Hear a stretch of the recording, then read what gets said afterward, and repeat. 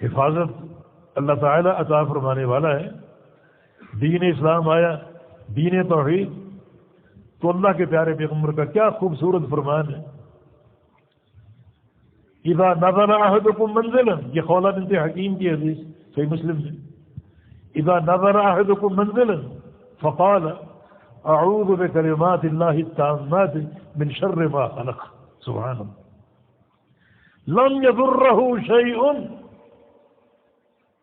حتى يرحل منه۔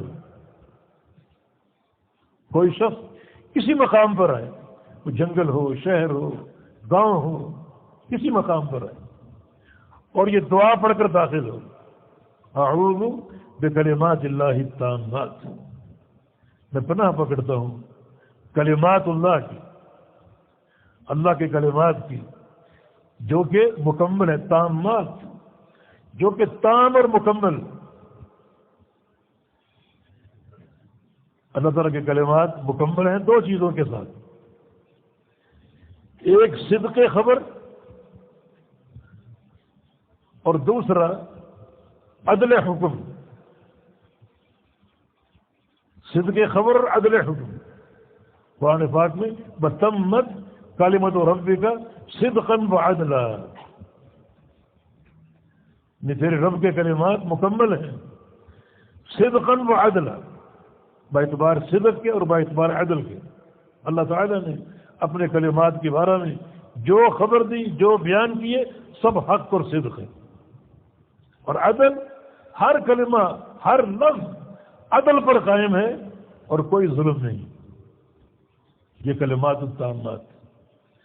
اور اسے علماء نے استدلال کیا ہے کہ اللہ کے کلمات جو ہیں وہ مخلوق نہیں ہیں، کیونکہ مخلوق کی پناہ میں آنا شرک ہے۔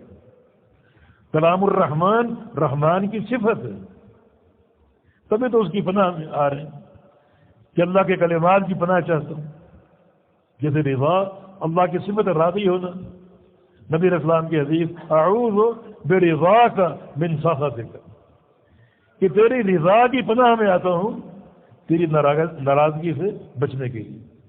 ناراضگی بھی تیری طرف سے ہے، رضا بھی تیری طرف سے ہے، یعنی تجھ سے بھاگ رہا ہوں، تیری طرف آ رہا ہوں۔ بھاگنے کا معنی جو تیری ناراضگی، تیرا غصہ، اس سے بھاگ رہا ہوں اور تیری طرف آ رہا ہوں، تجھی سے بھاگ رہا ہوں اور تیری طرف ہی آ رہا ہوں، معنی تیری ناراضگی سے بچنا چاہتا ہوں اور تیری رضا حاصل کرنا چاہتا ہوں۔ کتنا بہترین بدل ہے۔ جاہلیت میں کیا تھا؟ جنوں کی پناہ طلب کر، جو کہ سری شرک ہے۔